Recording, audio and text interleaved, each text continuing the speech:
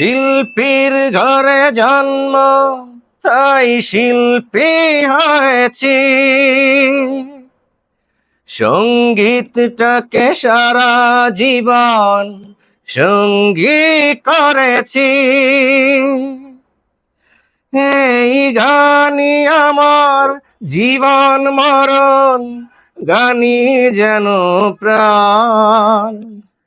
আমার বাবার মুখে প্রথম যেদিন শুনেছিলাম গান, সেদিন থেকে গানই জীবন, গানই আমার প্রাণ। আমার মায়ের আদেশ, বাবার মতো গাইতে হবে গান। সেদিন থেকে গানই জীবন, গানই আমার প্রাণ।